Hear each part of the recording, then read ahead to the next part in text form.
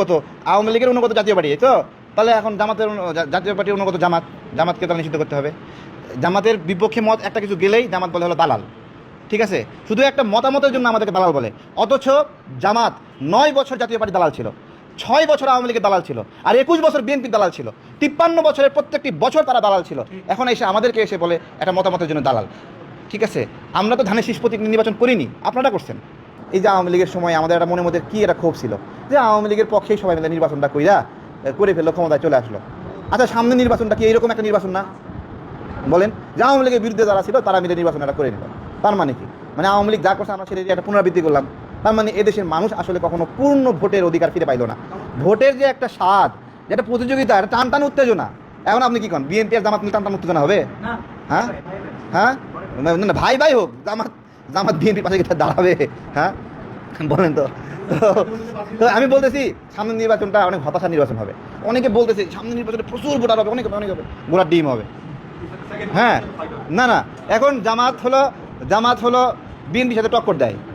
ঠিক আছে, এখন যে জাতীয় পার্টি ইস্যুটা সামনে আসছে, জামাত বিএনপির সাথে টক্কর দেওয়া বাদ দিয়ে এখন জাতীয় পার্টির সাথে টক্কর দেয়। এখন তুমি যদি জাতীয় পার্টির সাথে টক্কর দেবা 2 নাম্বার হওয়ার জন্য, তাহলে ভাই 1 নাম্বার হওয়ার জন্য আর একটা দলকে অপদস্থ করো কেন? তোমার গায়ের শক্তি 150 টাকা, ভাব দেখাচ্ছ 1600 টাকা, তাহলে তো হবে না। আওয়ামী লীগ বিষয়ে সর্বশেষ যে বক্তব্য, দেখেন এই বাংলাদেশে 20% মানুষ আওয়ামী লীগের সমর্থক। 20%, আওয়ামী লীগ বলতে আরও বেশি। কিন্তু বাস্তবতা হলো, গতকালকে একটা পোল করছে আমার ইউটিউব চ্যানেলে পারেক টাইমসে, সেই পোলে 8-9 হাজার মানুষ ভোট দিছে। তো 400 মানুষ ওই পোস্টে গালি দিছে যে হ্যাঁ, মানে জাতীয় পার্টির ধুয়ে দিছে। ক্যাপশনের হেডলাইন ছিল জাতীয় পার্টির অফিসে আগুন দেওয়া সঠিক কাজ কিনা। সেখানে ওরা 400টা গালি দিছে, গালি দিয়ে তো আর ভোটে যেতে যায় না, বুঝছেন? এটা জামাত ইসলামের জন্য শিক্ষা। সেখানে 55% মানুষ জাতীয় পার্টির পক্ষ নিয়েছে যে এই আগুন দেওয়া ঠিক হয় নাই, আর 45% মানুষ বলছে আগুন দেওয়া ঠিক আছে। তাহলে এই কয়েকদিনের ব্যবধানে এই যে মানুষের মাইন্ড সুইং, এটা কিন্তু গালি গালাজ করে ধরে রাখতে পারবে না কেউ। যদি জামাত শিবির মনে করে 1 বস্তা গালি, 2 ট্রাক গালি নিয়ে আসা ঢেলে দেবে আর গালি তাদেরকে ঢাল হয়ে রক্ষা করতে পারবে না। ভোট অনেক একটা গোপন জিনিস, মানুষের মন এত সহজে পরিবর্তন হয় না।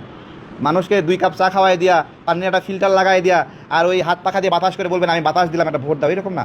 মানুষ সার্বভৌমত্বের বিষয় চিন্তা করে, আমার ভোটটা যেন নষ্ট না হয়, আমার ভোটের কারণে যেন একটা ভুল ফলাফল না আসে, সেই জায়গায় চিন্তা ভাবনা করে মানুষ ভোট দেবে। জাতীয় পার্টির বিষয়ে শুধু একটা কথা বলবো যে জাতীয় পার্টিকে যে অভিযোগে, যত বড় অভিযোগে অভিযুক্ত করছে, ঠিক আছে, এত বড় অভিযোগে জাতীয় পার্টি যদি অভিযুক্ত করেনি, ভোটের জন্য যদি অভিযুক্ত করেন, তাহলে জাতীয় পার্টির প্রতি অনুগত ছিল জামাত। হ্যাঁ, ছিল না? জাতীয় পার্টির প্রতি অনুগত ছিল জামাত। তাহলে তার জাতীয় পার্টির প্রতি যে অনুগত আওয়ামী লীগের অনুগত জাতীয় পার্টি, তো তাহলে এখন জাতীয় পার্টির অনুগত জামাতকে তাহলে নিষিদ্ধ করতে হবে। জামাতের বিপক্ষে মত একটা কিছু গেলেই জামাত বলে হলো দালাল।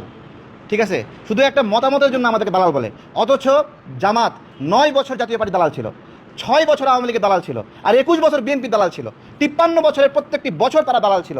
এখন এসে আমাদেরকে এসে বলে একটা মতামতের জন্য দালাল। ঠিক আছে, আমরা তো ধানের শীষ প্রতীক নির্বাচন করিনি, আপনারা করছেন।